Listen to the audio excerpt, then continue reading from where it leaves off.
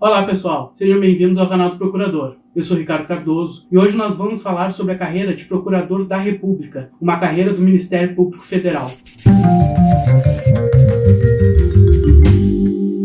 Para aqueles que não viram nossos outros vídeos, o Ministério Público Federal faz parte do Ministério Público da União, que tem 4 carreiras. Entre essas 4 carreiras, 4 grandes órgãos, está o Ministério Público Federal. No Ministério Público Federal, nós temos a carreira de Procurador da República. Eles são o que a gente poderia denominar de promotores federais. Promotor todo mundo sabe o que faz, promotor federal a gente pode ter uma noção, mas o nome da carreira é Procurador da República. A Procuradoria da República, antes de 1988, ela e o que hoje nós conhecemos como Advocacia Geral da União, elas tinham uma mistura, era uma carreira só, eventualmente fazia defesa da União, às vezes processava a União. Em 88 foi feita essa cisão, criou a Advocacia Geral da União e o Ministério Público Federal, a Procuradoria da República, seguiu com as atribuições coletivas, defesa do patrimônio público de uma visão mais coletiva, também ficou com a atribuição criminal, que é a denúncia de crimes federais, a titularidade da ação penal, como a gente diz tecnicamente. Vamos traduzir na prática como é que funciona a atuação do Ministério Público Federal. O Ministério Público Federal, que também atua na área eleitoral, porque nós no Brasil, a gente não tem promotores eleitorais e juízes eleitorais permanentemente. Nós vamos buscar em outras carreiras, como a de Procurador da República, de juiz federal ou até mesmo juiz de direito, pessoas que queiram aquela atividade e façam esse cargo em forma de comissionamento, na forma de promotor eleitoral ou juiz eleitoral. O Ministério Público Federal, por exemplo, se encarrega também de fazer atividade eleitoral, sendo que no Tribunal Superior Eleitoral, aí sim o Ministério Público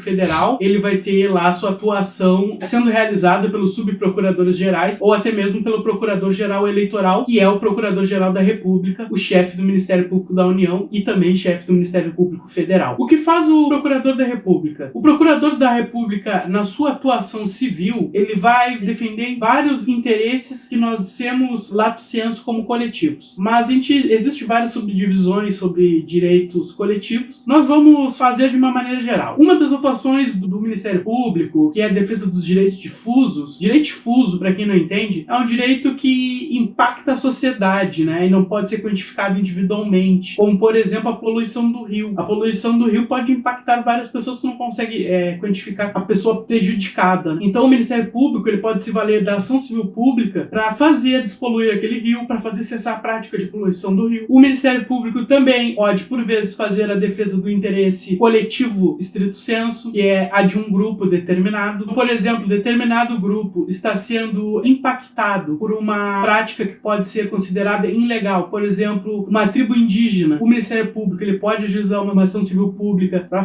conter os danos àquela população. O Ministério Público ele pode eventualmente fazer defesa dos direitos individuais homogêneos. Por exemplo, é o caso do direito do consumidor. Várias pessoas estão sendo lesadas num produto de R$20. Ninguém vai entrar com uma ação para discutir R$20, mas o Ministério Público pode ver que aquilo tem um valor de 1 bilhão ou 2 bilhões ou vários milhões de reais e pode ajuizar uma ação consumerista fazendo cessar práticas ilegais, por exemplo. Os procuradores da República, do Ministério Público Federal, eles também podem utilizar a ação de improbidade administrativa. O que é a ação de improbidade administrativa? Ela, de maneira geral, ela versa sobre a malversação das verbas públicas ou até a malversação do cargo, desviando do fim almejado em lei. Por exemplo, quando é dilapidado patrimônio público, o Ministério Público pode ajuizar a ação civil pública contra gestores federais. No caso dos gestores estaduais e municipais, quem entra com a ação de improbidade administrativa são os promotores. Contudo, existe uma exceção. Se a verba for federal e a malversação da verba federal está sendo realizada no âmbito do município ou do estado, o Procurador da República vai ter a atribuição para a realização de improbidade administrativa contra esses agentes locais. E entre as penas que a ação de improbidade administrativa pode gerar é a perda da função pública, a indisponibilidade dos direitos políticos, inclusive a proibição de licitação protestar contra o poder público. Para muitos agentes, a maior pena pode não ser a financeira, mas a impossibilidade de se reeleger ou participar de eleições pode ser a maior pena para determinado grupo de pessoas. Da mesma forma, acontece para empresas. Tem empresas que só vivem de contrato com a administração. Então, eventualmente, se ela for condenada numa ação de improbidade administrativa, ela não vai poder mais participar de licitações. E essa empresa só tem a sua atividade dentro da área pública, pode vir a desaparecer em razão de uma ação de improbidade administrativa. Daí a sua grande importância. Aos procuradores da República, do Ministério Público Federal, lembrando, o Ministério Público da União é outra coisa. Cabe aos procuradores da República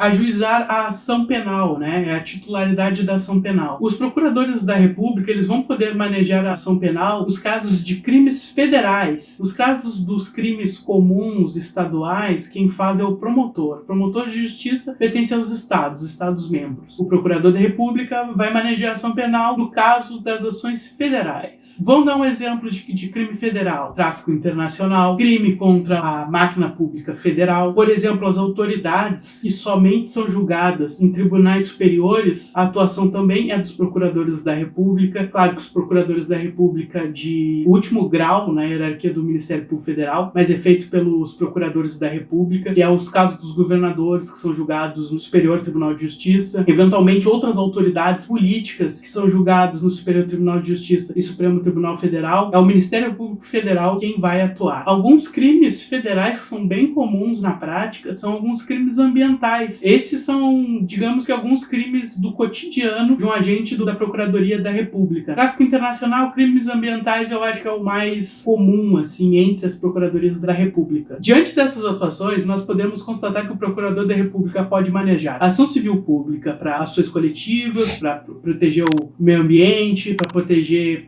populações vulneráveis. O Ministério Público Federal, na figura do procurador da República, ele pode usar a ação de improbidade administrativa. Ele pode também requisitar inquéritos policiais, que é a forma como ele vai subsidiar a sua atribuição penal, né, na titularidade da ação penal, que é o inquérito que vai trazer elementos para ele ajuizar a ação penal depois. E também temos o termo de ajuste de conduta, né, que é o famoso TAC. Ele serve para, fora do juízo, né, fora do juiz, o Ministério Público, junto à parte, solucionar um problema sem ter que passar pelo juiz. Então ele verifica que uma determinada empresa está poluindo, ele chama a empresa, conversa com a empresa vê que está errada, eles formulam um termo de ajuste de conduta que se chama TAC, e aquele documento ele tem valor de sentença, em que a empresa pode dizer que vai deixar de poluir, vai deixar de adotar determinado elemento químico que polui mais a natureza, sob pena daquelas multas que podem estar ali. Na verdade, é como se fosse um contrato entre o Ministério Público Federal e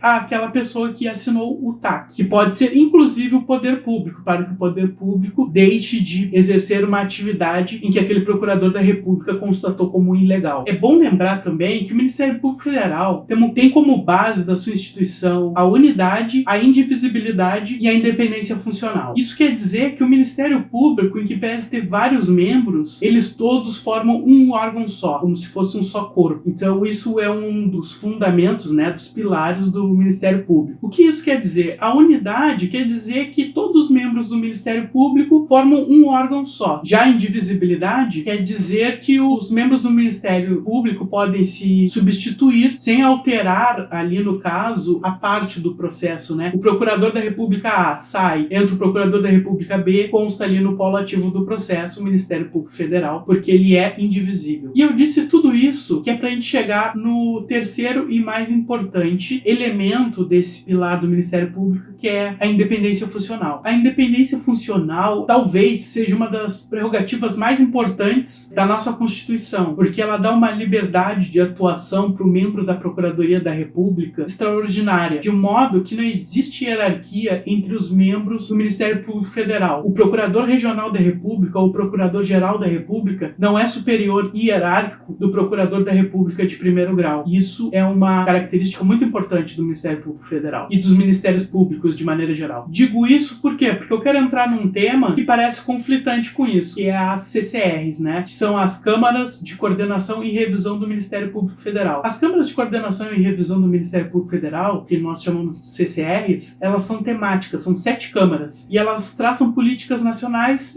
para o Ministério Público atuar. Eu me lembro que em 2015 tinha uma política pública de análise de valores que vinham para compra de merenda escolar, né, do orçamento federal para as prefeituras. Então existia essa política nacional, estava todo mundo monitorando isso nas prefeituras. Tem isso, ao mesmo tempo que temos também a independência funcional, né? A independência funcional, ela precisa se alinhar também com as diretrizes do Ministério Público, né? Uma independência funcional para tu fazer o que tu quiseres sem observância da lei, por exemplo. As câmaras de coordenação e revisão, elas têm alguns temas. Eu vou dar uma lida aqui nos temas, que são vários temas para vocês terem conhecimento. A primeira câmara fala sobre direitos sociais, fiscalização de atos administrativos em geral, ou seja, ela vai fazer a revisão de temas afetos à administração pública federal, e também a atribuição dos procuradores da República, analisar, inclusive, utilização de improbidade administrativa. Temos também a segunda câmara, que é a Câmara Criminal. Essa Câmara Criminal, ela também arquiva inquéritos policiais, então o procurador da República tem um inquérito policial, ele quer arquivar, ele submete ao juiz. Caso o juiz não concorde com o arquivamento do procurador da República, ele remete à segunda CCR, que é criminal, que vai arquivar em definitivo ou não o inquérito policial. Caso eles entendam por dar continuidade ao inquérito policial, eles devolvem para o primeiro grau, e aquele primeiro procurador que achou que não era o caso de atuação, ele pode não atuar e outro colega pode atuar no lugar dele. Temos a terceira câmara, que é a Câmara de Consumidor e Ordem Econômica, o nome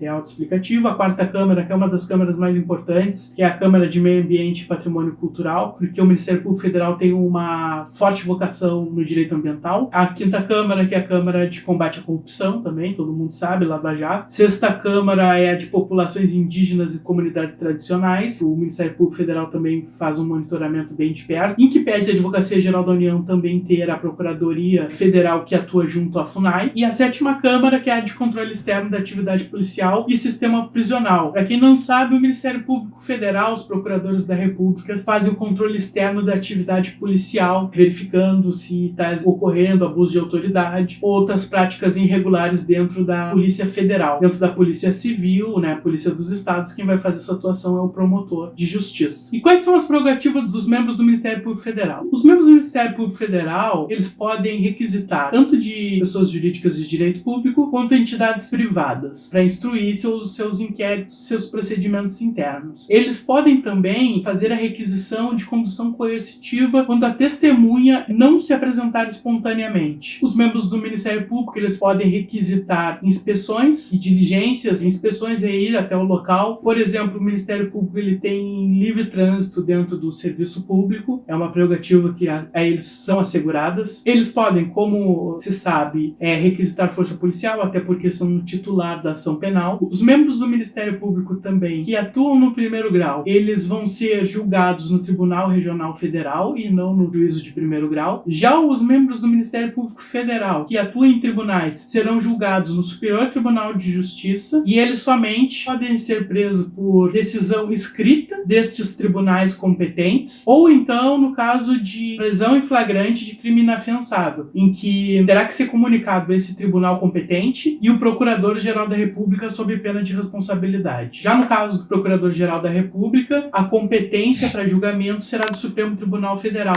Mas o Procurador-Geral da República é um outro caso, porque o Procurador-Geral da República é um Procurador da República com um cargo em comissão. Ele não é Procurador-Geral da República, ele fica ali por 2 anos, pode ser reconduzido por mais 2 anos, mas ele não vai continuar permanecendo com o status de Procurador-Geral da República. E como funciona a carreira de Procurador da República? O Procurador da República, quando aprovado no concurso, ele toma posse no cargo de Procurador da República. Depois ele pode, ou por merecimento ou antiguidade, ser promovido a Procurador Regional da República, e aí ele vai atuar nos TRFs, que são os Tribunais Regionais Federais. Ele pode ainda ser promovido para Subprocurador-Geral da República, e aí ele vai atuar no Superior Tribunal de Justiça e no Supremo Tribunal Federal, que são os tribunais superiores. E aí ele vai ter lotação em Brasília. O que acontece muitas vezes é que as pessoas não querem sair da sua cidade ou sair do seu estado para ir para Brasília atuar. Subprocuradores Gerais da República, hoje no Brasil, a gente tem notícia de menos de 100, para se ter ideia da quantidade, que são muito poucos. Inclusive, alguns desses subprocuradores gerais da República, eles ingressaram no Ministério Público Federal antes de 1988, quando era permitido advogar. Então, não raras vezes, alguns destes procuradores da República também possuem OAB ativa e podem advogar. Inclusive, em alguns dos nossos vídeos, nós mostramos que o ex-procurador-geral da República e o atual procurador-geral da República, eles possuem OAB ativa. E como nós nós já falamos, o cargo de Procurador-Geral da República não é um cargo em que você integra o seu patrimônio jurídico. Ele é um cargo em comissão. Passado 2 anos, depois de uma recondução de mais 2 anos, você volta à condição, por exemplo, de Subprocurador-Geral da República. Os membros do Ministério Público, eles possuem um subsídio de acordo com o cargo, se Procurador da República, se Procurador Regional da República ou se Subprocurador-Geral da República. Eu deixo na tela, os valores são públicos, estão previstos em lei e podem ser consultados no portal da transparência. Além do subsídio, os membros do Ministério Público, eles podem perceber o adicional de substituição. O adicional de substituição é quando um outro membro de um outro ofício, ele deixa o ofício e você vai substituí-lo. Se você substituir ele por 30 dias, você percebe 1/3 da remuneração mensal de um procurador da República. O colega sai de férias por 1 mês, tu cumula o teu ofício com o ofício do colega e percebe 1/3 a mais no seu subsídio. Claro que esses valores são limitados ao teto constitucional de R$ 39.200. Os procuradores da República também gozam de 2 férias. 2 férias, 60 dias, e uma curiosidade adicional ainda, que os membros do Ministério Público, eles percebem 2 adicional de 1/3 por serem 2 férias. É uma curiosidade que pouca gente é de fora da carreira sabe. Além disso, os membros do Ministério Público, eles possuem ainda o direito à licença prêmio, que são 3 meses de repouso após 5 anos de serviço. Esse é um direito tradicional no serviço público, mas que quando vieram as reformas, década de 90, começo dos anos 2000, os servidores públicos da União e dos estados foram perdendo, porém no Ministério Público e os magistrados continuaram com esse direito. Gostamos da carreira de Procurador da República. Agora o que a gente precisa fazer? A gente precisa passar no concurso. Como funciona o concurso do Ministério Público Federal? O concurso do Ministério Público Federal, é bom que se diga, talvez seja um dos concursos mais difíceis, se não o mais difícil da área jurídica. Ele é realizado pelos próprios membros do Ministério Público Federal. Logo, a estratégia, muitas das estratégias que eu trato aqui neste canal, elas precisam ser mudadas, porque você vai precisar estudar a banca propriamente e a doutrina daqueles professores que estão integrando a banca, que são procuradores da República. A primeira fase do concurso de Procurador da República é uma prova objetiva de 120 questões múltipla escolha. Eu estava olhando a prova e a prova tem 35 páginas. Então, vocês podem ver que é uma prova extensa e essa vai ser a primeira prova entre tantas outras provas que você vai precisar fazer para se tornar um procurador da República. Já a segunda fase, ela é discursiva, o que a gente também chama de subjetiva. Ela é feito em 4 grupos, né? Então são 4 dissertações de 80 linhas e 6 questões de 20 linhas. Então 4 grupos, cada grupo contém uma prova de 80 linhas, uma dissertação de 80 linhas e mais 6 questões de 20 linhas. Ou seja, é uma prova bastante extensa. Se você for aprovado na fase subjetiva, você vai fazer a inscrição definitiva, que é levar todos os documentos lá que comprovam, né, que tem as condições de tomar posse no cargo. Você tendo a sua inscrição